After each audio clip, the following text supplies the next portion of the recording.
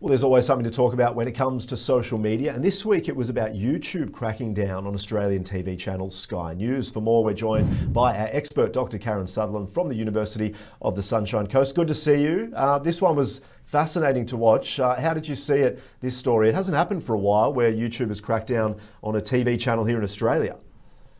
No, it hasn't actually. And I was actually, look, I wasn't surprised to see it, but you're absolutely right. But the funny thing is, we don't know exactly which content was the straw that broke the camel's back with this one. Only that they were banned for a week. So yeah, have you got any sort of inside intelligence on that? No, I don't. I don't myself. I mean, the interesting one about this, I think a lot of people criticise YouTube because they say, hang on, you allow so much different content that some would say is destructive, and then you crack down on Sky News in a way. So it is interesting from YouTube, like where do they draw the line?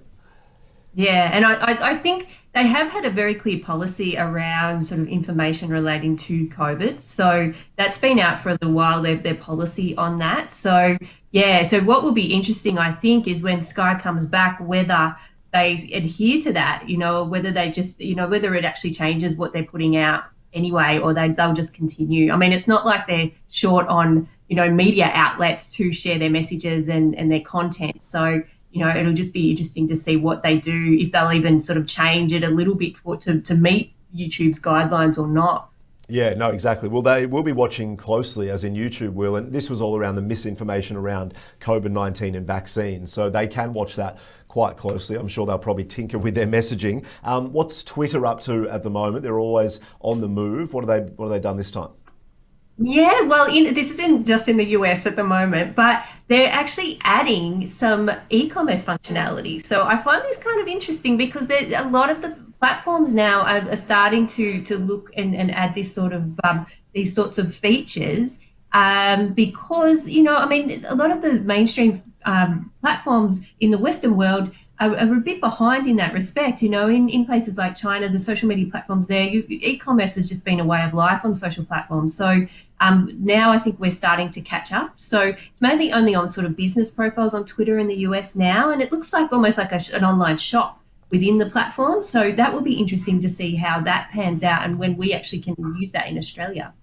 And Instagram have expanded their reels. They've made them a bit longer. Why do you think they're doing this? Look, because they're still competing with TikTok. We discussed a few weeks ago how TikTok still wins the prize for the most downloaded app, and so I think Instagram's continuing to try and keep up with TikTok. But what some commentators have said is that it's sort of becoming like what is Instagram now? They've said they're going to come out and put a more focus on that sort of online shopping and video, but it's sort of merging. It's becoming sort of a platform not in its own right, but a mishmash of all the others. So yeah, it's going to be interesting to see what else they do to try and keep up. Yeah, it's always about the competition when it comes to these tech companies, of course. Great to chat. As always, have a wonderful day. We'll talk soon. Thanks so much.